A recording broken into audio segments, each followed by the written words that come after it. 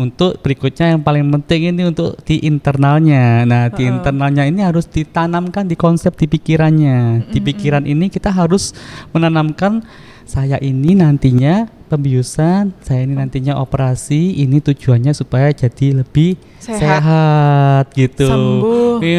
Kan dari sana ditanamkan di pikiran, wah ini kan saya untuk lebih sehat, kenapa tidak gitu. Nah, dan jangan khawatir tentunya selama proses operasi itu akan didampingi selalu oleh dokter anestesi. Dokter bius kalau orang-orang awam tahu dokter ya. Iya.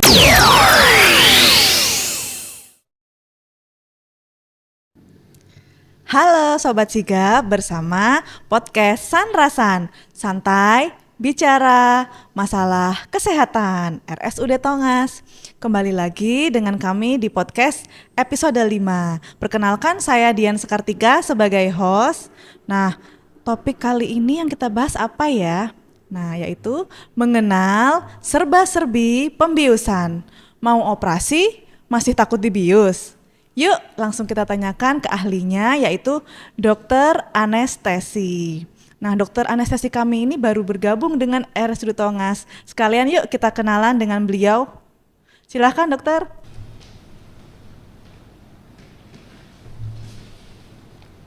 Oke, selamat datang dokter. Ya, terima kasih dokter. Sehat? Sehat. Alhamdulillah. Ya, terima kasih atas kesediaannya meluangkan waktu yang sangat mepet dokter ya, dengan kesibukannya hari ini masih bisa hadir di podcast kita. Nah, monggo dokter ini bisa perkenalkan dulu kepada Sobat Sigap, monggo. Ya, terima kasih atas kesempatan saya untuk bergabung di podcast pada hari ini. Perkenalkan Sobat Sigap, saya Dr. Chandra Gunawan, spesialis anestesiologi dan terapi intensif. Saya adalah dokter anestesi yang bertugas di ruangan operasi, khususnya di bagian pembiusan, dan saya juga bertugas di layanan unit terapi intensif atau seringkali kita kenal sebagai ICU. ICU, oke. Itu dia, Dokter Chandra ini orangnya semangat teman-teman, jadi waktunya ini sangat emas untuk datang ke podcast kali ini. Jadi begini dokter, kenapa sih kok kita perlu bahas tentang serba-serbi pembiusan ya? Memang banyak yang beberapa Sobat Sigap sudah tahu, tapi masalahnya masyarakat awam nih masih menganggap ya tindakan operasi dan juga pembiusannya itu adalah hal yang menegangkan, menakutkan ya, berdebar-debar saat menjelang operasi. Dari satu hari sebelumnya atau malah 1 minggu sebelumnya tuh dia kepikiran terus ya sampai nggak bisa tidur. Nah, yang ditakutkan adalah selain tindakan pembedahannya ya, ada penyayatan seperti itu dokter, dan juga prosedur pembiusannya, karena kan ada yang dibuat tidur ya dokter pada saat proses operasi, serta mungkin nyeri yang dialami setelah operasi, jadi bikin gelisah. Nah, untuk itu menurut dokter Chandra, dengan pandangan masyarakat itu bagaimana dokter kecemasan tersebut? Ya, jadi yang disampaikan oleh Tika barusan semuanya sesuai dengan yang di lapangan, yang sudah kita alami, baik itu pasien maupun mungkin dokternya sendiri. Seandainya mau dioperasi pun, meskipun kita dokter mungkin pasti tetap ada rasa cemas dan khawatir, apalagi seandainya bukan dokter atau bukan tenaga kesehatan. Nah, ini pastinya akan lebih cemas dan khawatir. Ya, jadi tiba-tiba ketika sakit perut datang ke UGD karena tidak membaik dengan obat dari puskesmas maupun dari dokter di klinik maupun dari dokter di poli di rumah sakit, akhirnya di UGD, di USG perutnya ternyata ketahuan hasilnya usus buntu misalnya, dan harus dilakukan operasi hari itu juga karena sepertinya usus buntunya sudah pecah. Nah, pasti tiba-tiba ada rencana tindakan yang mendadak, ya pasti orang akan merasakan cemas dan takut. Ya, tentunya itu adalah suatu momok untuk bagi pasien-pasien pada umumnya, dan ketika ketakutan itu muncul, rasa cemas itu muncul, maka akan terjadi peningkatan yang disebut dengan hormon stres. Nah, yang disebut dengan respon stres, dan respon stres ini yang akan selanjutnya berpengaruh buruk untuk pasien selama operasi. Nah, yang terjadi yang perlu kita jelaskan di podcast kali ini adalah apa sih yang harus kita persiapkan nantinya. Jadi rasa cemas, rasa takut itu harus dihilangkan. Kenapa? Karena tindakan operasi itu nantinya akan bertujuan untuk memperbaiki kondisi kesehatan dari pasien itu sendiri. Betul, demi kesehatan walaupun agak menegangkan ya dokter. Nah, dari bius nih dokter, ilmu dokter yang dalami ya, kita sering dengar termasuk masyarakat awam kita ya dokter, kalau untuk istilah ini pasti tahu dokter, teman-teman semuanya, bius total, bius general ya dokter kalau menurut kita, dan ada juga bius dokter, regional. Nah itu apa sih dokter ya, detailnya mungkin supaya teman-teman sobat sigap semua tahu jenis-jenis bius.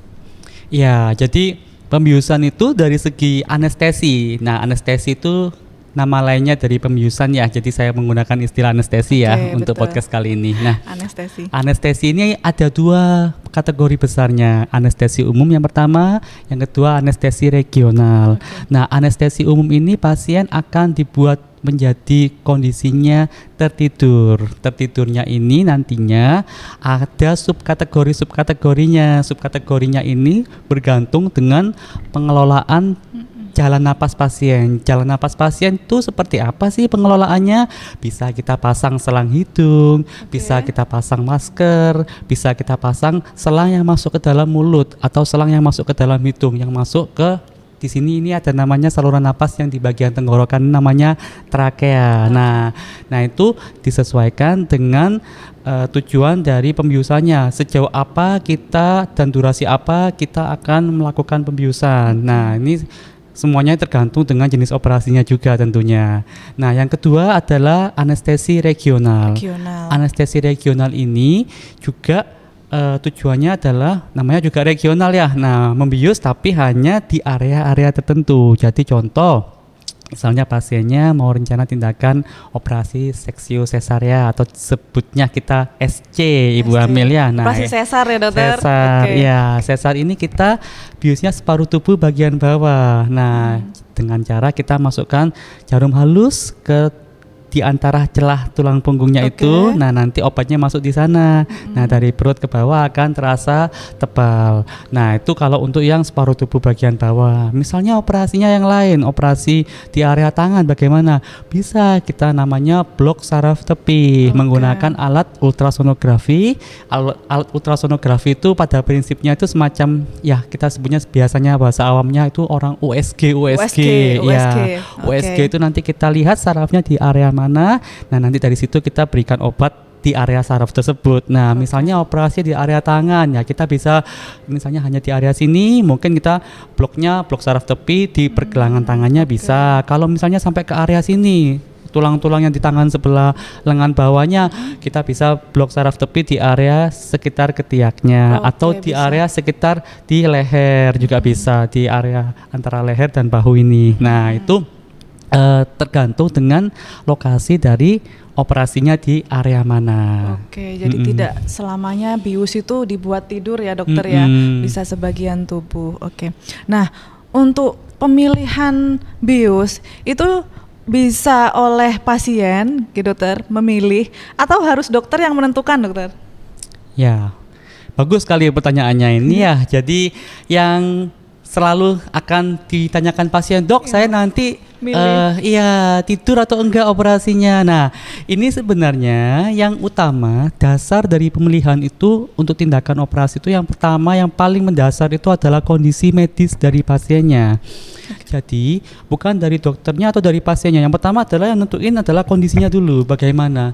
Semakin kondisinya bagus, pilihannya itu semakin banyak. Yang tadi dari anestesi umum bisa, anestesi regional juga bisa, pilihannya banyak.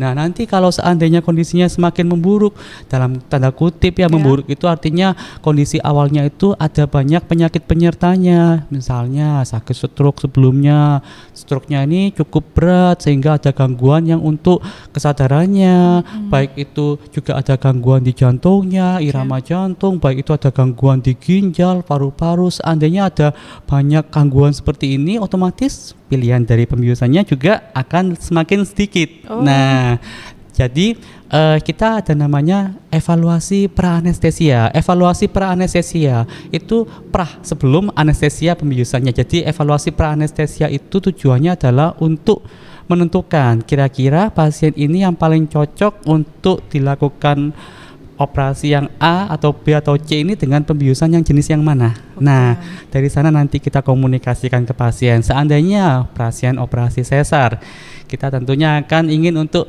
ibu nanti kita biusnya separuh tubuh bagian bawah ya, karena ini yang aman, karena ibu tidak perlu harus dipasang selang napas untuk jalan napasnya nggak perlu banyak obat yang masuk lewat akses pembuluh darah, cukup di area di bagian tadi yang di antara celah tulang punggung belakang itu yang kita masukkan obat.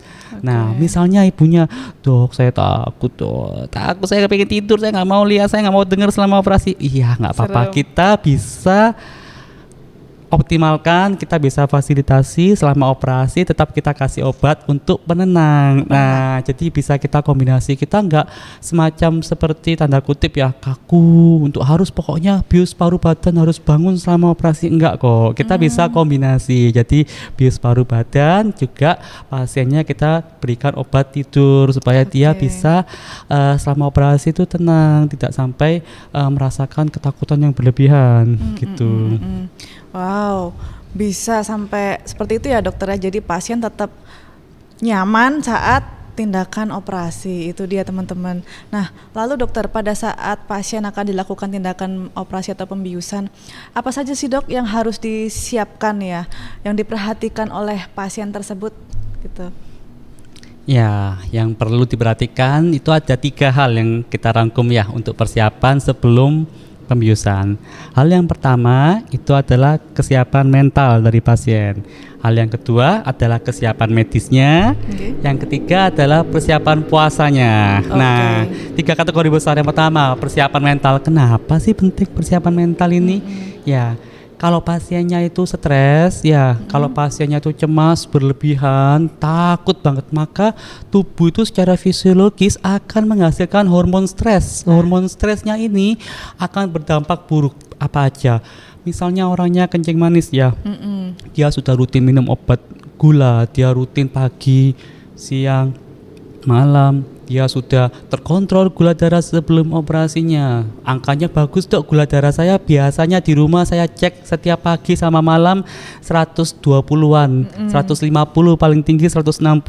Nah, normalnya kan kurang dari 200 ya gula darah sebelum operasi biasanya. Nah, ternyata waktu sudah sampai rawat inap, besoknya mau operasi, malamnya gulanya darahnya sampai 300. Padahal ya makanannya cuma gitu-gitu aja, sehari-hari obatnya juga rutin. Nah, itulah kenapa gula darahnya tinggi, karena hormon stresnya ternyata pasiennya cemas, meningkatkan yang disebut hormon-hormon stresor itu termasuk kortisol. Nah, itu nama hormonnya yang meningkatkan kadar gula darah dalam tubuh pasien. Nah, begitu juga misalnya kita ngomongnya topik lain ya, pasien dengan hipertensi contohnya. Hipertensi itu, hiper itu tinggi, tensi itu tekanan darah ya. Jadi pasien dengan tekanan darah yang tinggi ya, dia sudah rutin pakai obat darah tingginya. Saya sudah minum obat darah tingginya rutin tuh, ada 4 macam obatnya misalnya seperti itu ya. Nah, sudah rutin kok tensi saya waktu sampai di ruangan kok balik lagi ke kayak dulu sebelum minum obat 170, 180. Nah, itu karena ternyata tegang.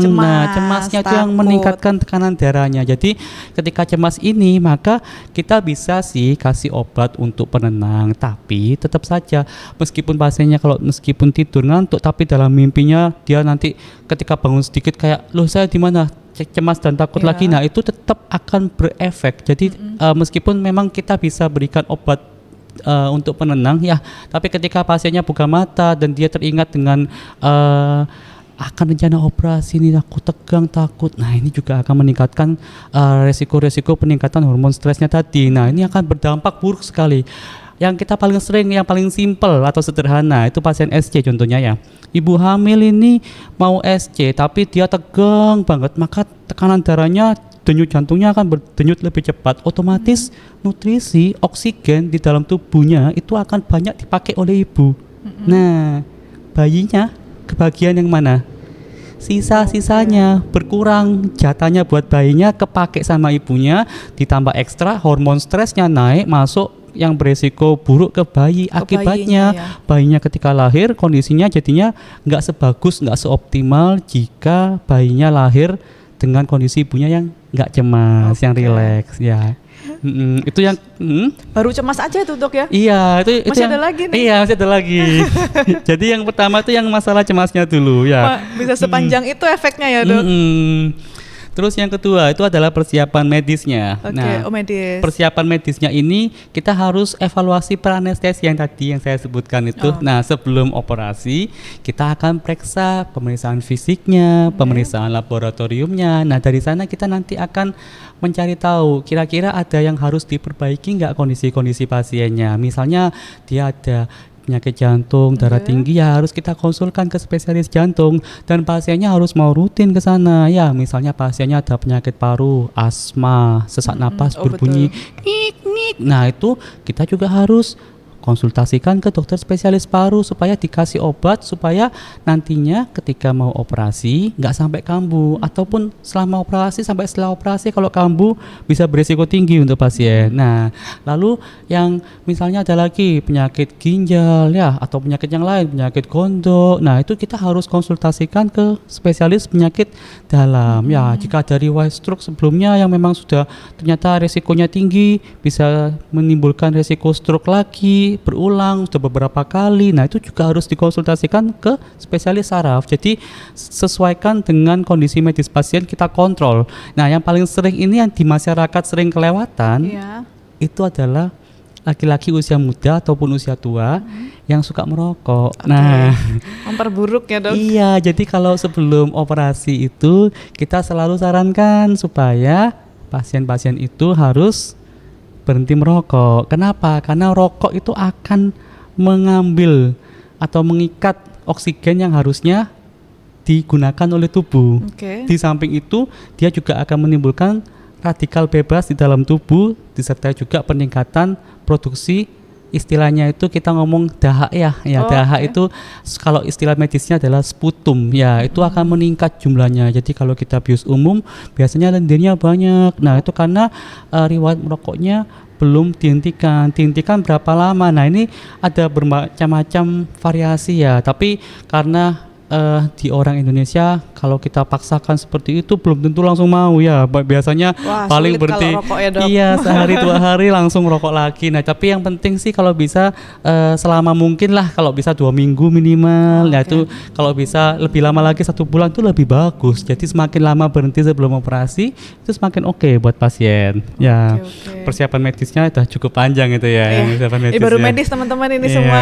Ada yang ketiga apa dokter? Ya, yang ketiga ini yang paling sering yang pasti akan diingatkan oleh tim keperawatan atau tim kebidanan, yaitu persiapan puasa. Oh, ini dia, iya. Ya. Ini dia, Jadi puasa itu biasanya kita akan sesuaikan dengan rencana operasinya apa? Rencana operasi yang elektif. Elektif itu artinya pasien itu sudah direncanakan dari jauh-jauh hari sebelumnya. Tidak mendadak atau operasi emergensi atau SITO istilahnya. Nah, kalau puasa untuk yang elektif ya, itu kita bisa bagi, terbagi menjadi beberapa jam sebelum operasi. Nah, kategori-kategorinya yang paling umum adalah, dok, boleh saya makan berapa jam sebelum operasi? Terakhir saya biasanya orangnya suka makan. Oke, boleh makan terakhir adalah 8 jam sebelum operasi, makanan padat.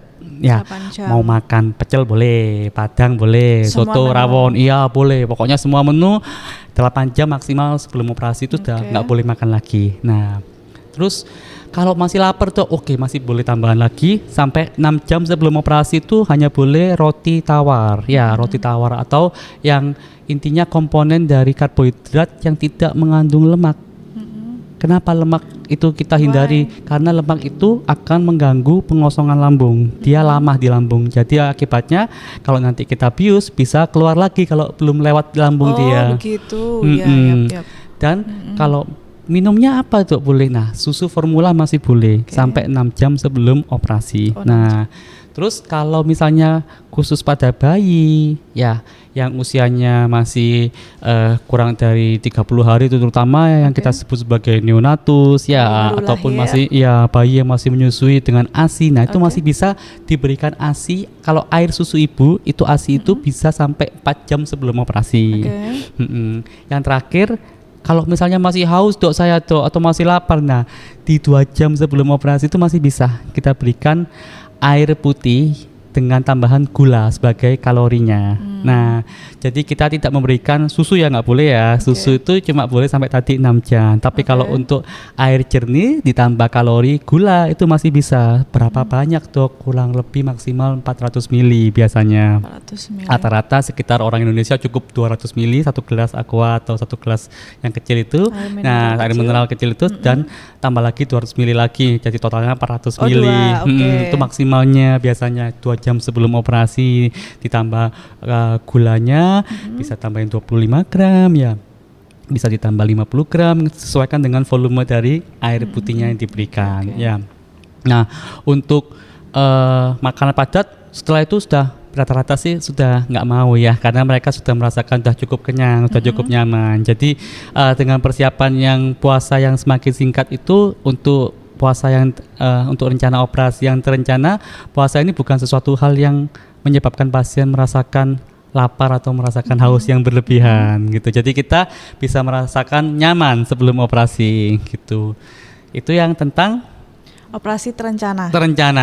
Sekarang kalau ngomong yang operasi elektif emergency. Kalau elektif itu kayaknya masih ada step-stepnya, tahap-tahapnya. Kalau sudah ngomong emergency, karena sudah langsung segera saat itu juga mau rencana tindakan, maka untuk puasanya otomatis langsung kita lakukan saat itu juga, dan nggak boleh makan minum sudah. Nah, terus nanti kalau misalnya tetap dilanggar, nah ini yang khawatirnya seperti itu. Jadi di IGD, di ruangan gawat darurat, diam-diam dikasih susu sama itu ibunya. Dok, sering ya. Iya, diam-diam dikasih air putih. Nah, ternyata waktu kita bius keluar semua dari lambung. Padahal katanya ini sudah nggak makan minum sekitar 4 jam yang lalu harusnya, atau 6 jam yang lalu, atau mungkin 8 jam yang lalu dia terakhir makan minum, katanya rewel. Tapi pada waktu di UGD karena ibunya kasihan lihat anaknya rewel, dikasih diem-diem. Nah, ini yang kita khawatirkan, dan itu hal yang nggak jarang terjadi, itu sering. Nah, itu yang akan menimbulkan komplikasi untuk pasien. Kenapa seperti itu? Isi dari lambung ketika sudah kita bius itu akan reflux itu istilahnya akan naik ke atas. Nah, ketika naik ke atas ini, kalau pasiennya masih sadar, dia masih bisa muntahkan. Tapi kalau pasiennya kita bius kan nggak sadar. Iya, betul. Nah, kalau nggak sadar, maka yang keluar itu bisa masuk ke dalam paru-paru. Jalan nafas ya, Dok? Jalan nafas itu bisa menimbulkan peradangan pada paru-paru. Nah, ini yang berbahaya banget, menimbulkan komplikasi peradangan paru-paru dan berlanjut bisa jadi infeksi. Nah, jadi ketika kita mau ada pembiusan, selalu kita wanti-wanti kepada keluarga pasien ya, kepada orang tua pasien yang anak-anak, jangan sampai dilanggar puasanya gitu. Sejauh itu ya dokter, efek sampingnya teman-teman. Jadi saran dari dokter itu betul-betul didengarkan karena ada tujuannya, yaitu hubungannya dari puasa untuk keamanan dalam pembiusan ya dokter. Betul. Oke. Nah, pada saat pasien sudah dilakukan tindakan pembiusan ya dokter, di awal di ruang operasi, selanjutnya apa yang dilakukan oleh dokter anestesi ya, oleh dokter Chandra sampai kegiatan operasi itu selesai dokter? Ya, jadi ketika tadi sudah kita bahas tentang pra-anestesi ya, sekarang masuk ke dalam intra itu di dalam prosesnya ya. Jadi di dalam selama proses operasi itu, dokter anestesi akan selalu mendampingi pasien yang menjalani proses operasi itu. Kita akan tetap memantau dari jalan napasnya ya, dari napasnya sendiri, jalan napas itu. Jadi misalnya dia ada ngorok karena sumbatan lidahnya jatuh ke belakang, ya kita posisikan. Karena pasiennya misalnya tidur ya. Nah, terus kita napasnya kita harus pastikan kondisinya apakah saturasi oksigen itu adalah kadar oksigen dalam darahnya tercapai optimal dalam rentang 95% sampai 100%. Dan untuk tekanan darah dan untuk nadi pasien yang kita sebut semuanya itu rata-rata kita kenalnya sebagai tanda-tanda vital atau vital signs istilahnya bahasa Inggrisnya. Nah, itu kita pantau ketat, yang utama yang di sana.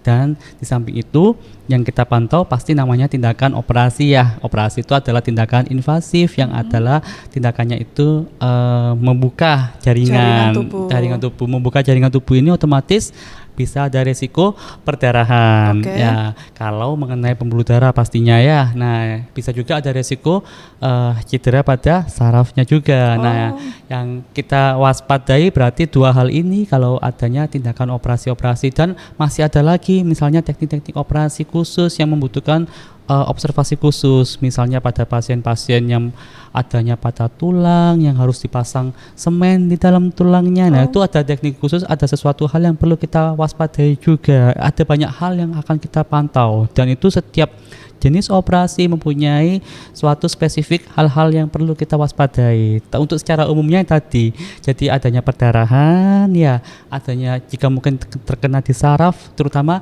yang operasi di area leher. Kenapa? Oh iya, betul. Karena di area leher inilah ada banyak saraf yang mensarafi atau memberikan tempat untuk pergerakan dari otot-otot di jalan napasnya. Ya, itu kalau seandainya ada yang terpotong, maka pasiennya akan susah untuk bernapas atau serak napasnya. Nah, ini yang kita waspadai. Nah, Jangan sampai ada kejadian ya dokter, waspada dari dokter anestesi untuk mengontrol pada saat jalannya operasi. iya, jadi kita selama operasi itu nanti kita juga harus komunikasi dengan dokter operatornya. Dokter Operator bedahnya. itu bedah, kandungan, Baik, THT, semua yang memegang pisau itu kita sebut sebagai dokter Dokter operator. Iya, jadi kita selalu komunikasi kira-kira, wah kalau seandainya sarafnya kena atau perdarahannya hebat, nah maka kita akan melakukan tindakan tambahan. Misalnya kita harus pasang infusnya yang semula cuma 1 atau 2 jadi terpasang sekarang jadi 6 sampai 7. Waduh. Nah, itu Oke. karena perdarahannya aktif. Jadi hal-hal yang seperti itu tuh kita seringkali kita benar-benar gerak seperti secepat kilat gitu. Harus Yang membela di luar diri. prediksi ya, dokter. Iya, gitu. Kita harus segera sigap karena kalau seandainya kita betul harus sigap. Kita harus seandainya nanti pasiennya terjadi perburukan, maka yang bertanggung jawab juga dokter anestesi karena kita harus menjaga hemodinamik dari pasien itu. Betul. Nah, sampai pasien pindah ruangan dengan baik ya dokter, intinya. Lah, lalu pada saat pasien-pasien yang dibius total nih dokter, kapan waktunya, timingnya yang baik untuk dokter Chandra membangunkan pasiennya? Kalau untuk pasiennya kapan kita bangunkan, Iya, otomatis seandainya dari operator itu sudah selesai menjahitnya, dari jahit dari otot, dari jaringan lemaknya sampai jahit kulit sudah selesai dan diobservasi aman, tidak ada risiko perdarahan lebih lanjut dan sudah, dok aman dokter. Nah, kita akhirnya akan turunkan kadar-kadar dari obat anestesi kita. Nah, jadi kita setelah itu baru kita bangunkan. Ketika bangun pun itu kita pasti sadar dan benar-benar paham bahwa pasien itu kalau bangun awal pasti hanya buka mata, ngikuti perintah sekedarnya, tidur lagi. Tidak ada masalah. Yang Tidak penting ada masalah. pasiennya sudah bisa mendengarkan, mempertahankan jalan napas, mendengarkan perintah, melakukan perintah, bernapas sendiri, hemodinamik stabil. Nah, itu akan kita selanjutnya observasi lebih lanjut di ruang pulih namanya. Oh, ruang pulih. Nah, ruang pulih di pasca operasinya itu kita ada ruang pulih sampai pasiennya benar-benar sadar bagus, baru kita pindah ke ruangan. Oke, jadi ada tahapnya ya, perlahan ya dokter untuk menghentikan proses pembiusan sampai pasien tersadar kembali. Ini nih yang sering teman-teman sigap takut pada saat setengah sadar. Nanti aku takut salah ngomong apa ya, padahal yang memang ya itu di luar skenario ya dokter kalau yang hal-hal seperti itu dia. Nah, lalu untuk setelah proses pembiusan selesai, tindakan pembedahan selesai, kan ada bekas tadi dokter yang perlukaan ya, sayatan tadi itu pasti pasien atau sobat sigap semua yang pernah merasakan rasa nyeri yang hadir kembali mungkin karena proses sayatannya dokter ya, bukan proses penyakitnya yang lalu. Itu apa juga tugas anestesi dokter anestesi mengontrol nyerinya gitu. Ya, jadi untuk tadi sudah pra-anestesia, intraoperatifnya ya. Nah, sebelum, selama, dan sekarang setelah. Setelahnya. Ya, setelah ini juga tugas dari dokter anestesi. Jadi kita juga berperan penting untuk menjaga supaya pasien itu merasakan nyaman setelah operasi, tidak ada rasa nyeri yang berlebihan. Nah, kita akan memberikan obat-obat anti nyeri yang sifatnya itu yang sangat poten. Sangat poten ini artinya tujuannya adalah pasien itu sebisa mungkin setelah operasi pasien tidak merasakan nyeri, berani untuk mobilisasi atau bergerak. Ya, Betul. nanti setelah pasien ini bergerak bisa nyaman gerakan tubuhnya, dia bisa jalan, bisa duduk. Nah, dia biasanya akan gerakan ususnya bagus. Nah, dari situ nafsu makannya akan meningkat. Nah, Oke. kalau seandainya pasiennya tuh nyeri, ya nyeri, otomatis dia mau gerak sedikit takut, ya kan? Kalau gerakannya takut, otomatis gerakan dari ususnya juga berkurang. Nah, kalau Tidak gerakan kembali. ususnya berkurang, pasiennya juga akan sering merasa kembung dan mual. Oh, begitu. Jadi kalau pasiennya kembung dan mual, otomatis makannya gimana? Sedikit-sedikit, 2 sendok, 1 sendok, kadang cuman roti aja sedikit. Nah, itu yang terjadi di lapangan sering seperti itu. Nah, sebenarnya kita sudah memberikan obat anti nyeri yang sudah poten. Poten itu sifatnya kuat ya. Artinya untuk penanganan nyerinya bagus. Tapi balik lagi kita harus tahu ada 2 konsep. Yang pertama, dengan dosis obat yang sama ya. Tika dan saya dikasih obat yang sama. Misalnya dikasih obat golongan apa? Golongannya paling simpel aja kita tahu paracetamol. Oke. Ya, paracetamol 1 gram, 2 tablet, Tika minum, saya minum. Karena kita habis dipukul sama orang, puff, pipinya ya, misalnya nih kita ngomong beda ya, kita ngomong akibat dari tindakan suatu luka lebam di muka. Nah, Tika merasa saya nggak sakit kok kena paracetamol, tapi saya aduh masih sakit ya. Nah, ambang nyeri setiap orang berbeda-beda dengan dosis obat yang sama. Nah, ketika masih merasakan nyeri, it's okay, laporkan ke perawat di ruangan, laporkan ke bidan di ruangan. Dokter anestesi akan dihubungi kembali dan kita akan menyesuaikan dosis tambahannya untuk pasien tersebut. Nah, jika menurut pasien ini ternyata masih nyeri banget. Nah, ini kadang-kadang ada yang kedua tadi. Yang pertama tadi karena ambang nyerinya, yang kedua karena pasiennya terlalu takut. Nah, seharusnya itu sudah kita pakai dosis yang tinggi dengan obat-obat yang sudah kita kombinasikan, jenisnya sudah bermacam-macam yang kita gunakan. Jadi jenis obat kerja itu kan ada yang kerjanya di bagian otak, ada di bagian saraf tepi. Nah, itu sudah kita kombinasi semuanya.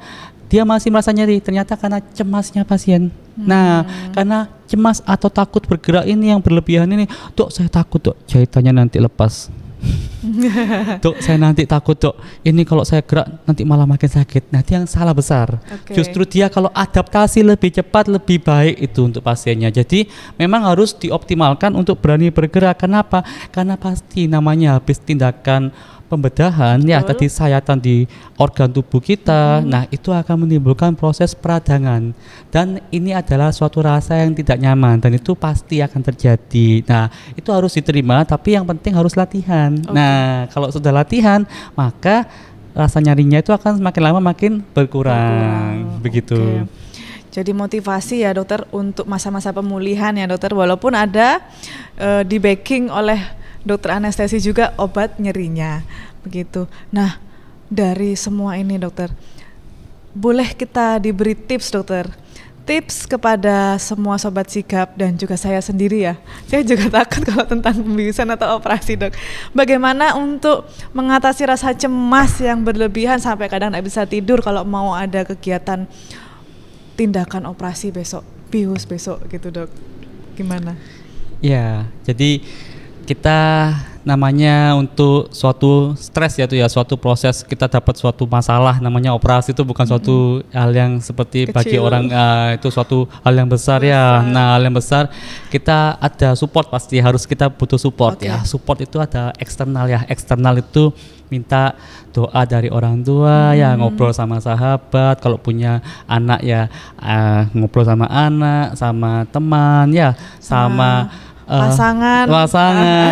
betul, sama tenaga medis Oke, di ruangan. Itu cerita aja nggak apa-apa kalau ada keluh kesah. Mereka yang karena sudah sering menghadapi atau pernah ada cerita pengalaman-pengalaman sebelumnya juga akan ikut membantu untuk meredam suatu ketakutan yang berlebihan. Pengalaman positif lah dok yang dibagi ya, itu, supportnya. ya, supportnya bisa dari eksternal. Nah, untuk berikutnya yang paling penting ini untuk di internalnya. Nah, di internalnya ini harus ditanamkan di konsep di pikirannya. Di pikiran ini kita harus menanamkan saya ini nantinya pembiusan, saya ini nantinya operasi, ini tujuannya supaya jadi lebih sehat gitu. Sembuh. Iya, tapi kalau saya semakin cemas, semakin khawatir, semakin tegang, nantinya semua energi yang saya gunakan itu akan terhabiskan pada waktu saya tegang itu. Nah, nantinya setelah pasca operasinya lemas banget. Belum tensinya yang naik turun tadi ya, Dok, Iya, dengan kecemasan. betul. Jadi